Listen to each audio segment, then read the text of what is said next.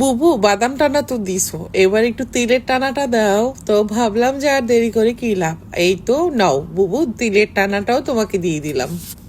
বাদাম টানা আমরা কম বেশি সবাই পছন্দ করি, তবে তিলের খাজা পছন্দ করে না এমন মানুষ খুঁজে পাওয়া খুবই মুশকিল, তাই না? এখন কিন্তু বাইরে বের হলে আশেপাশে দেখবেন তিলের খাজা করে ডাকতে থাকে। তো সেটা কিন্তু তত বেশি স্বাস্থ্যকর না। আমরা যদি নিজের ঘরে নিজের হাতে তিলের খাজা তৈরি করি, সেটা কিন্তু অনেক বেশি স্বাস্থ্যকর। এক আপুর খুব রিকোয়েস্ট ছিল যেন আমি তিলের খাজার রেসিপিটা শেয়ার করি। ভাবলাম দেরি না করে এখনই শেয়ার করে দিই। এই তো তিল আমি এখানে ভালো করে ভেজে নিচ্ছি।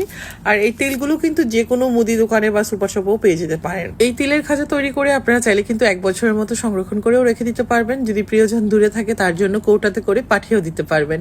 সে পেয়ে খেয়ে তো খুব খুশি হয়ে যাবে, কারণ অনেক কিছুই আছে আমরা দিতে পারি না যে নষ্ট হয়ে যাবে। এই খাবারগুলো কিন্তু নষ্ট হয় না, আর প্রিয়জন যখন দূরে থাকে মন চায় কিছু না কিছু তার জন্য বানিয়ে দিই। চাইলে কিন্তু এই রেসিপিটা ফলো করতে পারেন। আর এই তো তিলগুলো কিন্তু ভেজে নিয়েছি, চুলার আঁচটা লো হিটে রেখে হালকা ব্রাউন কালার করে। এখানে আমি 1.5 কাপ পরিমাণ চিনি দিয়ে দিলাম, আর পানি দিয়ে দিচ্ছি 1/2 কাপ পরিমাণ। খুব বেশি পানি দেওয়া লাগবে না, আমি একটা ক্যারামেল তৈরি করব। তবে পানি না দিলে চিনিটা পুড়ে যাবে আর তখন তিলের খাজাটা তিতো লাগবে। সেজন্যই কিন্তু পানিটা অ্যাড করে দিচ্ছি। এই পানিটা দিয়ে আমি ক্যারামেলটা তৈরি করে নিচ্ছি। আর এই রেসিপিটা যদি ভালো লাগে প্লিজ ভিডিওটা বেশি বেশি করে শেয়ার করবেন, কারণ আপনাদের একটা শেয়ার আমার জন্য কিন্তু অনেক বেশি উপকারী। এই তো খুব ভালো করে আমি ক্যারামেলটা তৈরি করে নিচ্ছি। আমার পেজে কিন্তু এরকম অনেক সুন্দর সুন্দর সহজ রেসিপিগুলো আছে, যেগুলো আপনি অল্প সময়ে অল্প উপকরণে বাসায় বানাতে পারবেন। যারা এখনও পেজটি ঘুরে দেখেননি প্লিজ ঘুরে দেখবেন, আর ভালো লাগলে ভিডিওগুলো বেশি বেশি করে শেয়ার করে দিবেন। এতে করে যে আপুরা নতুন নতুন রান্নার কাজ করতেছে বা রান্নাটাকে অনেক জটিল মনে করে তারা দেখে নিতে পারবে, এমনকি বাসায় তৈরি করতে পারবে। যখন ক্যারামেলের কালারটা এরকম ব্রাউন কালার চলে আসবে তখন কিন্তু তিলগুলো এখানে দিয়ে দিতে হবে। এই পর্যায়ে চুলা অফ করে দিতে হবে, নতুবা ক্যারামেলটা পুড়ে যাবে। এই বিষয়টা খেয়াল রাখতে হবে। এখন তিলগুলো দেওয়ার পর আমি খুব ভালো করে মিশিয়ে নিচ্ছি সবকিছু একসাথে করে। এখানে তেমন কোনো উপকরণ লাগে না, মাত্র 2টা উপকরণ দিয়েই কিন্তু হয়ে যায়।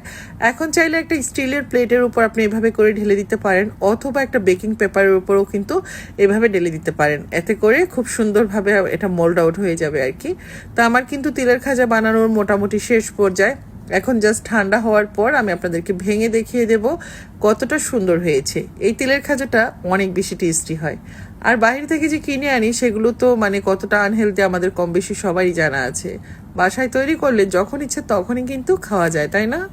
তো আজকে ছুটির দিন আছে, আর দেরি কেন, আজকেই তৈরি করে ফেলেন না। পরিবারের সবাই যেহেতু বাসায় আছে, সবাই মিলে ঝেলে একটু এই তিলের খাজার স্বাদ উপভোগ করুন।